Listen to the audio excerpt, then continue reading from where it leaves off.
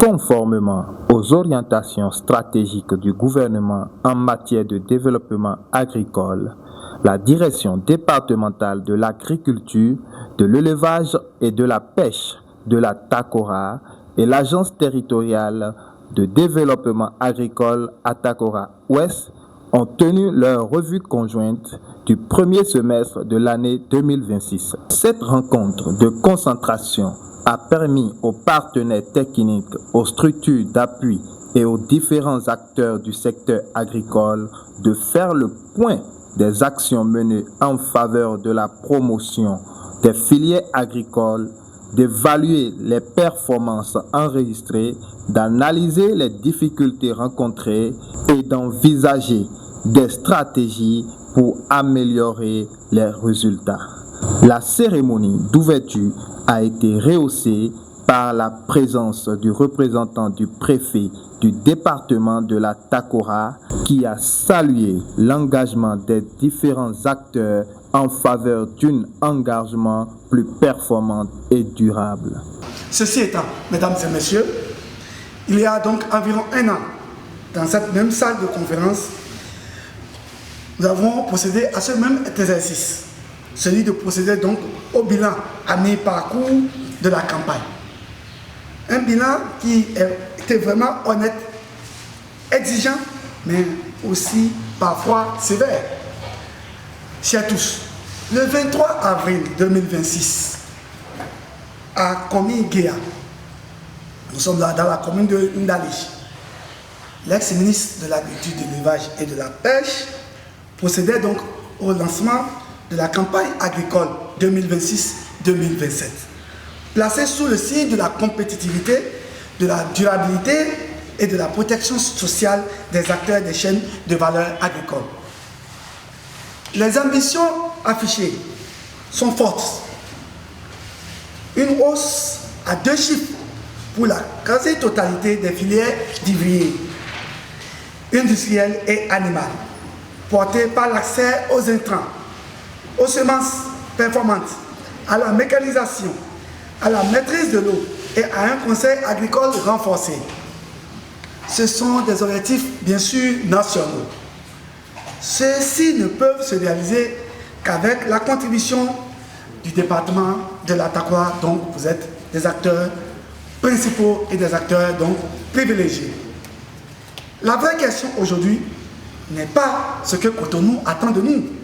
La vraie question est aujourd'hui, où en est-on dans la TACORA de façon concrète? Et à cette interrogation, la réponse, mesdames et messieurs, est la meilleure nouvelle de cette rencontre. En réalité, au 30 juin 2025, le taux d'exécution physique de notre secteur agricole était de 19,41%.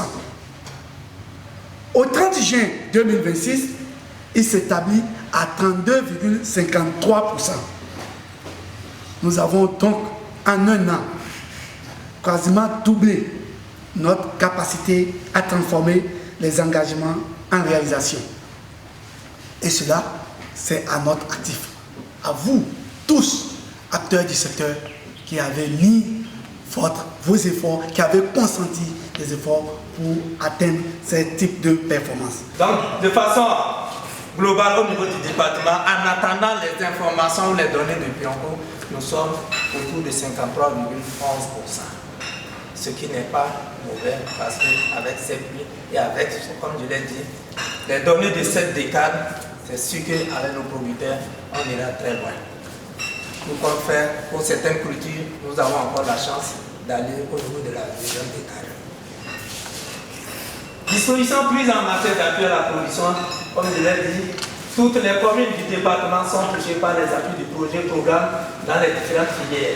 En dehors des appuis en renforcement des capacités des producteurs pour l'amélioration du rendement des cultures, on note des accompagnements provenant de plusieurs sources de financement, les PTF, les projets programmes, les ONG et le budget national pour la mise à disposition des producteurs, des semences améliorées, suivi des intrants spécifiques pour la facilitation dans les achats et l'accès à certains intrants, que ce soit dans le secteur de la production animale, dans le secteur de la production végétale et dans le secteur de la production halieutique.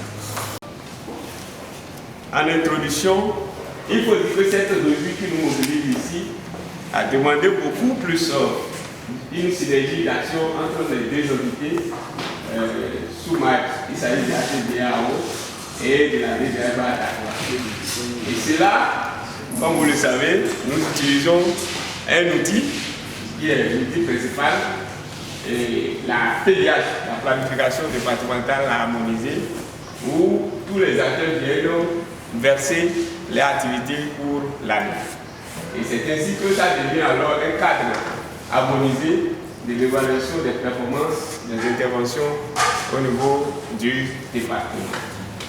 Alors ces deux outils dont je viens d'énumérer, la PDH et le PTHP, ce sont des outils de consolidation et d'évaluation de nos actions à un temps T, à l'image de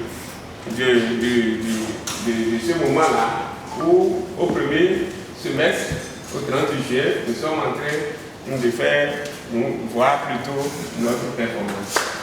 Donc, c'est notre travail à nous tous où nous avons eu à faire un travail collégial avec les acteurs. Ainsi, les revues périodiques organisées constituent les cadres idéaux pour la présentation des résultats de l'évaluation. C'est ce qui justifie l'organisation conjointe de cette revue-là par la DDA Atakora et la TDA O3. Et dans notre entreprise, nous sommes spécialisés dans la production du riz. Et cet atelier nous permet de faire un point semestriel et ça permet aux entrepreneurs d'avoir des idées sur leur réalisation. C'est que tu prévois que pour cette année, j'ai telle quantité à produire. Et avec l'aide de ATDA et ceux de la DDA, tu arrives à suivre. Ça permet de suivre en réalité la production. Et mon avis pour cet atelier, j'ai beaucoup aimé la présentation des animateurs qui nous ont permis, qui vont développer des thèmes qui pourra nous aider dans notre entreprise. Par exemple, on a parlé de l'intoxication alimentaire. Moi, mon entreprise est spécialisée dans la production, donc notre production est consommable. Donc on doit respecter les règles d'hygiène pour qu'on ne se retrouve pas dans cette situation d'intoxication des aliments. Oui, nous organisons la revue conjointe TDA Atakora et ATDA Atakora Ouest.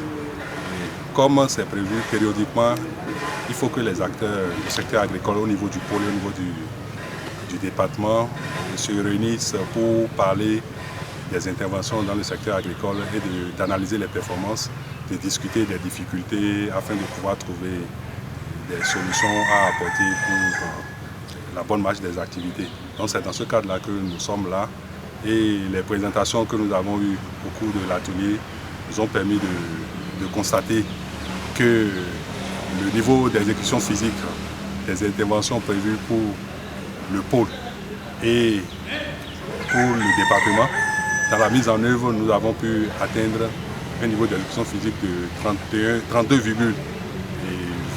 32,28%, alors que nous attendons par rapport à une prévision de 50% au 31 juin 2026, ce qui représente une performance quand même moyenne.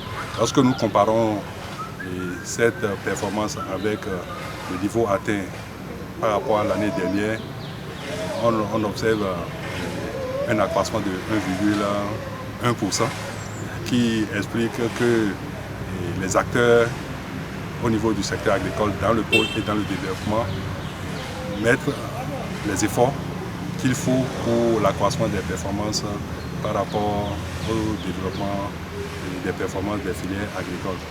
Donc la revue a permis aussi de voir les difficultés que nous avons par rapport à la mise en œuvre du conseil agricole. Des solutions ont été prises et des recommandations seront faites aux autorités pour des décisions. Donc voilà un peu comment je peux vous résumer tout ce que nous avons fait au cours de ces 2 jours passés là. Je vous remercie.